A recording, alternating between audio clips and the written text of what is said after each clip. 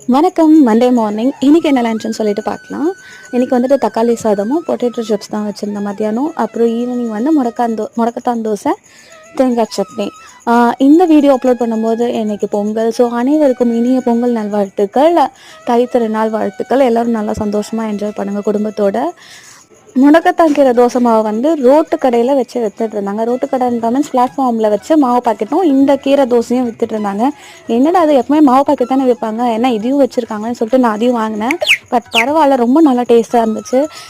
அந்த ரோட்டில் வச்சு விற்றா கூட இந்த மாதிரி ஒரு சத்தான மாவு விற்கணும் அப்படின்னு சொல்லிட்டு அவங்க நினைக்கிறாங்க பார்த்தீங்களா. கண்டிப்பாக அவங்களுக்காக நம்ம சேல் பண்ணி அவங்களையும் வளர வைக்கணும். நீங்களும் இந்த மாதிரி எங்கே வெளியில் பார்த்தீங்கன்னா உங்களுக்கு அது ஓகேவாக தோணுச்சு, நல்லா இருக்குது அப்படின்னு தோணுச்சுன்னா கண்டிப்பாக அவங்களுக்கு வாங்கி அவங்களுக்கும் ஹெல்ப்ஃபுல்லாக இருங்க. அவங்களுடைய இன்கம்க்கும் அது வந்து யூஸ் ஆகும்.